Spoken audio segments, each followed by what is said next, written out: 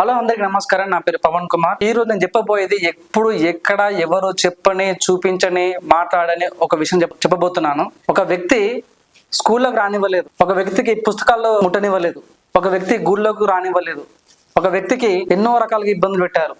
Scene cut చేస్తే ఆ వ్యక్తి భారతరత్న అవార్డు పొందాడు. ఆ వ్యక్తి ప్రపంచ నలుమూలలో తన విగ్రహం లేనిదంటూ లేదు. ఆ వ్యక్తికి ప్రపంచం మొత్తం గౌరవిస్తుంది.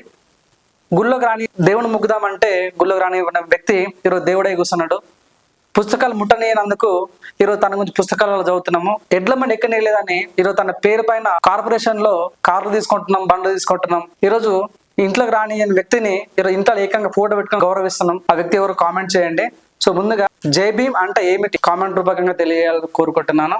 అదేనండి, ఈరోజు ఏప్రిల్ 14 రోజున డాక్టర్ బాబాసాహెబ్ అంబేద్కర్ గారి యొక్క బర్త్డే సందర్భంగా ఈరోజు మీరు చూడండి, డాక్టర్ బాబాసాహెబ్ అంబేద్కర్ 1891 సంవత్సరంలో ఏప్రిల్ 14న మహారాష్ట్రలోని జన్మించడం జరిగింది.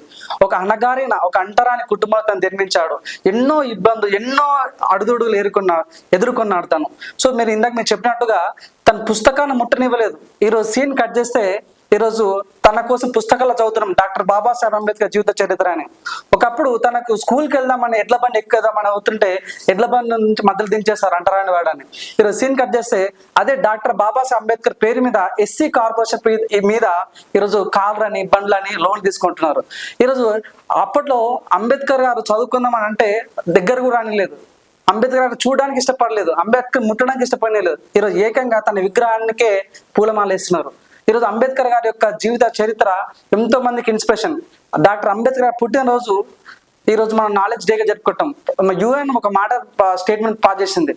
ఒక యుఎన్ చాలా మంది ఒక మాట్లాడారు ఏంటంటే, సీనియర్ ఎన్టీఆర్ మనవాడు జూనియర్ ఎన్టీఆర్ అవుతుండు, మెగాస్టార్ కొడుకు మెగా పవర్ స్టార్ అవుతుండు, ఒక రైతు కొడుకు రైతు అవుతుండు. కానీ ప్రపంచంలో డాక్టర్ బాబాసాహెబ్ అంబేద్కర్ లాంటి వ్యక్తి పుట్టడు, అటువంటి జన్మ ఇంకొక రాదని యుఎన్ స్టేట్మెంట్ పాస్ చేసింది.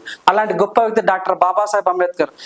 హార్వర్డ్ యూనివర్సిటీలో, ఒక పెద్ద యూనివర్సిటీలో, ఈ ప్రపంచంలో ఇప్పటివరకు మన హార్వర్డ్ యూనివర్సిటీ ఎంతమంది చదువుకున్నారు. సో ఒకసారి లీస్ట్ చెక్ చేద్దాం, ఎవరు ఎక్కువ తెలియబారు అని ఒక లీస్ట్ చెక్ చేస్తే ఒక 1000 మంది తీసారు బయటికి. 1000 మంది నుంచి 500 మంది బయట తీసారు. 500 మంది నుంచి 200, 200 మంది నుంచి 100, 100 నుంచి 50, 50 నుంచి 10, 10 నుంచి 5, 5 నుంచి 1. ఆ ఒక్క వ్యక్తి డాక్టర్ బాబాసాహెబ్ అంబేద్కర్. అలాంటి గొప్ప మానవ వ్యక్తి డాక్టర్ బాబాసాహెబ్ అంబేద్కర్. ఓకే చెప్తా. రీసెంట్ ఒక అబ్బాయి ఇండియా నుంచి అమెరికాకి యూకేకి వెళ్ళిండు, ఇంగ్లాండ్కి వెళ్ళినాడు. ఇంగ్లాండ్కి వెళ్ళిన తర్వాత లైబ్రరీలో కూర్చొని ఇట్లా చూస్తుంటే ఈ ఫోటో నేను ఎక్కడ చూసినా, ఈ ఫోటో ఎవరిది, ఈ ఫోటో ఎక్కడ చూసినా గుర్తు చేసుకుంటే అక్కడున్న పక్క వ్యక్తి అక్కడ ఉన్నటువంటి ఇంగ్లాండ్ ఫ్రెండ్ని అడిగాడు, ఈ ఫోటో ఎవరిది, నేను చూసాను ఎక్కడ చూసినట్టుంటే, నువ్వు ఎక్కడ నేనంటే నాది ఇండియా అని చెప్పాడు అబ్బాయి. ఈయన మీ ఇండియా వ్యక్తినే, ఈయన డాక్టర్ బాబాసాహెబ్ అంబేద్కర్. ఇక్కడ ఆయనకు హైయెస్ట్ నాలెడ్జ్ వ్యక్తి అని ఇక్కడ ఆయన ఫోటో ఆయన స్టాచ్యూ పెట్టుకున్నాను. అరే అవును, ఈయననే మా ఊర్లో ఒక కులాన్ని, ఒక అంటరాని వాడిగా చూశాను, ఒక కులానిగా చూశాను. కానీ ఈరోజు ఈ ఇంగ్లాండ్లోని ఒక పెద్ద దేశాల్లో అంబేద్కర్ స్టాచ్యూ ఎందుకు పెట్టారని తను ఆలోచిస్తే, అయ్యా చాలా పెద్ద తప్పు చేశా అని ఆ రోజు ఇంటికి ఫోన్ చేసి చెప్పిండు, నాన్న నేను ఒక పెద్ద తప్పు చేశా, మన అంబేద్కర్ అంటే ఒక కులానికి చూసాము, ఒక అంటరాని కూడా చూసాము, కానీ ఇక్కడ బయట దేశాలలో ఆయన గొప్ప మహనీయుడిగా చూస్తున్నారు, ఒక పెద్ద తెలుగుపరగా చూస్తున్నారు. ఇలాంటి సిచ్యువేషన్ డాక్టర్ బాబాసాహెబ్ అంబేద్కర్ ఒకరోజు బ్రిటిష్ వాళ్ళ ఏదైతే అక్కడ ఉన్నప్పుడు కాలేజీలో ఉన్నప్పుడు నీళ్ళానికి వెళ్తాడు. నీళ్ళానికి వెళ్తే అంబేద్కర్ గురించి తెలిసిన ఒక వ్యక్తి, బ్రిటిషర్ ఉన్న ఒక వ్యక్తి, అంబేద్కర్ నీకు నీళ్ళు నేను అందిస్తా అని నీళ్ళు అందించాడు. అప్పుడు చాలా బాగుపడ్డా అంబేద్కర్. అవును, నాకు నీళ్ళు ఎందుకు అందిస్తున్నావు అంటే, చాలా తెలుగుపరివి, ప్రపంచంలో చాలా తెలుగుపరిన వ్యక్తివి నువ్వు, సో నువ్వు న్యాయశాఖ మంత్రి నువ్వు, సో నీలాంటి గొప్ప తెలుగుపడు మా దేశంకి రావడం చాలా గర్వం అని నీళ్ళు అందించాడు. కానీ సీన్ కట్టిస్తే అదే డాక్టర్ బాబాసాహెబ్ అంబేద్కర్ మన ఇండియాలో నీళ్ళు కూడా ఇవ్వలేదు, నీళ్ళ కోత కుట్టారు తనని. సో ఈ రకంగా చాలా బాగుపడు. అరే నా పరిస్థితి ఇంత ఘోరంగా ఉంది.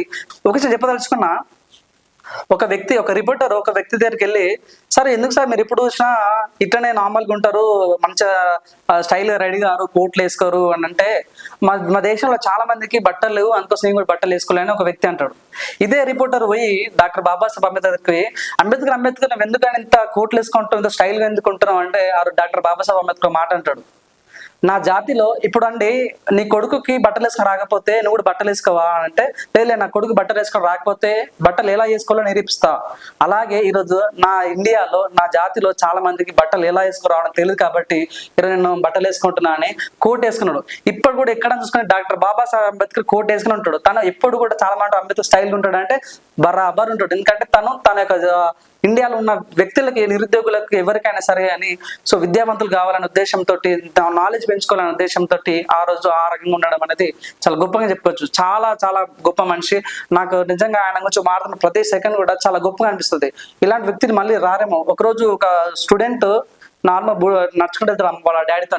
డాడీ ఏంది ఎక్కడ చూసినా దండాలు ఇస్తారు ఈ చార్జుకి, ఏంది డాడీ అంటే అప్పుడు డాడీ చెప్తాడు, ఇది బొమ్మ కాదురా నా చిట్టి తండ్రి నిలువెత్తు త్యాగమై వెలసింది, ఇది బొమ్మ కాదురా నా చిట్టి తండ్రి నిలువెత్తు త్యాగమై వెలసింది, మన గుండె ధైర్యం చెయ్యెత్తి మొక్కుదాం బాబా సాహెబు బాట మరువోదు నాయి బిడ్డ, ఇది బొమ్మ కాదురా నా చిట్టి తండ్రి నిలువెత్తు త్యాగమై వెలసింది అని ఆ రోజు ఆ కొడుకుకి తండ్రి సమాధానం చెప్తారన్నమాట. సో డాక్టర్ బాబాసాహెబ్ అంబేద్కర్ చరిత్ర మరవలేనిది.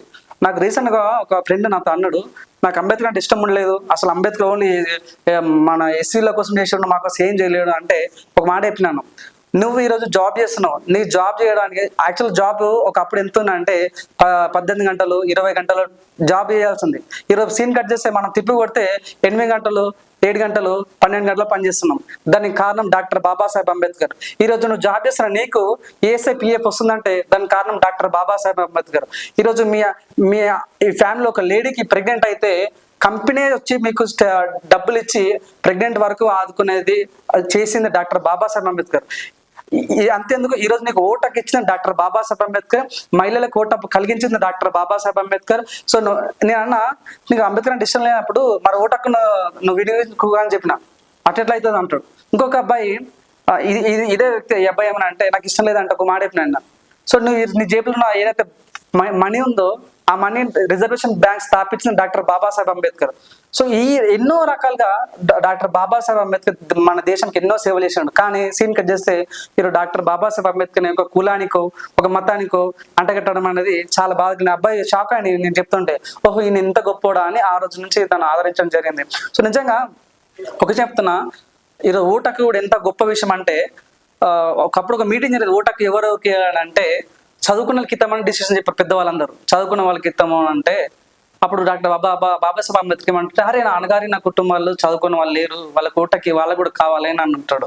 వాళ్ళకి అన్నవారికి వద్దులు కానీ మహిళకి అసలు ఓటకే వద్దన్నాడు కొంతమంది లీడర్స్. అప్పుడు డాక్టర్ బాబాసాహెబ్ అంబేద్కర్ ఏమన్నంటే మహిళకు కూడా ఓటకు కావాలని చెప్పాడు. లేదు ఒక 5 ఎకరాల భూమి ఉన్న వాళ్ళకే ఓటకి ఇస్తామన్నాడు. దాన్ని కూడా డాక్టర్ బాబాసాహెబ్ అపోజిషన్ చేసినట్టు. ఇంకా మన ఇన్కమ్ ట్యాక్స్ కట్టే వాళ్ళకి ఓటర్ ఐడి ఇస్తామని చెప్పారు. అప్పుడు డాక్టర్ బాబాసాహెబ్ అంబేద్కర్ నెత్తి మీద తలకైన ప్రతి ఒక్కడు 18 సంవత్సరాల ప్రతి ఒక్కడికి ఓటర్ ఐడి రావాలి, ప్రతి ఒక్కడు ఓటేయాలని డాక్టర్ బాబాసాహెబ్ అంబేద్కర్ సూచన మేరకు ఈరోజు ఓటు వేస్తాం మన అందరికీ తెలియాలి డాక్టర్ బాబాసాహెబ్ అంబేద్కర్ ఎంత గొప్పవాడు అనే విషయం.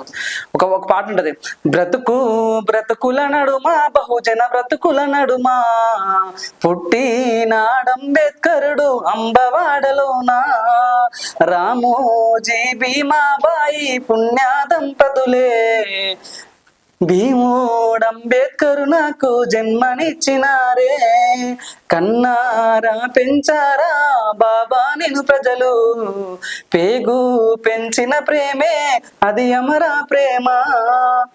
ఈరోజు చూడండి డాక్టర్ బాబాసాహెబ్ అంబేద్కర్ ఒక స్టేట్మెంట్ పాస్ చేసినా కూడా బాబాసాహెబ్ అంబేద్కర్ ఇప్పుడు సింగిల్, చాలా మంది ఫ్రీడమ్ ఫైటర్స్ ఉన్నారు ఇండియాలో, కానీ ఏ ఫ్రీడమ్ ఫైటర్ కి ఎన్నో దెబ్బలు ఎన్నో కేసులు అయినాయి. ఇప్పటి వరకు కూడా డాక్టర్ బాబాసాహెబ్ అంబేద్కర్ చిన్న ఒక చేతి వల్ల చిన్ని గాయం కాలేదు, ఎటువంటి కేసు కాలేదంటే తన యొక్క తెలివి ఎలాంటిది, అలాంటి తెలివితోనే ఇంత పెద్ద భారత రాజ్యాంగం రాసిండు. ఇంత పెద్ద భారత రాజ్యాంగం సొంత కొడుకు. ఈ రోజులలో మన అన్న యొక్క ఊరికి పోతేనే ఇంట్లో ఎవరికైనా ప్రాబ్లం అవుతుంది అంటేనే మనం ఉన్న పని వదిలేసుకుని మరి ఇంటికి వెళ్ళిపోతాం, మన ఇంట్లో ఎవరికైనా ప్రాబ్లమ్స్ వస్తా అంటే. సొంత కొడుకు చనిపోయినా భారత రాజ్యాంగాన్ని వదిలేలేడు. అలాంటి గొప్ప మహానుతుడు డాక్టర్ బాబాసాహెబ్ అంబేద్కర్. ఎంతో కష్టం, ఎంతో రుణపడి ఉండాలి మనం అలాంటి గొప్ప వ్యక్తికి.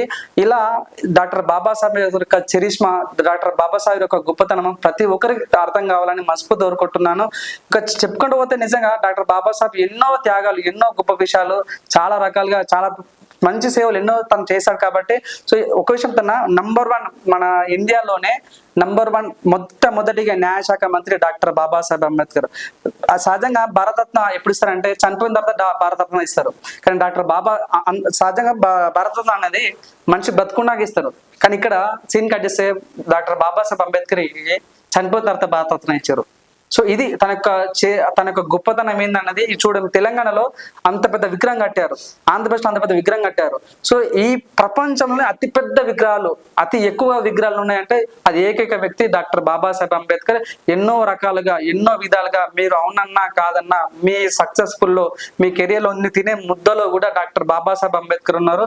దయచేసి నేను ఇప్పుడు ఒక విషయం మీకు స్టార్టింగ్ చెప్పాను నేను, జైభీమ్ అంటే ఏందని. చాలా మంది జైభీమ్ అనగానే ఇది ఒక మతానికి సంబంధించిందేమో, కులానికి సంబంధించిందేమో, లేకుంటే ఒక ఎస్సీ వాళ్ళు అనాలేమో, ఒక బీసీ వాళ్ళే మాత్రం అనాలేమో అని కాదు.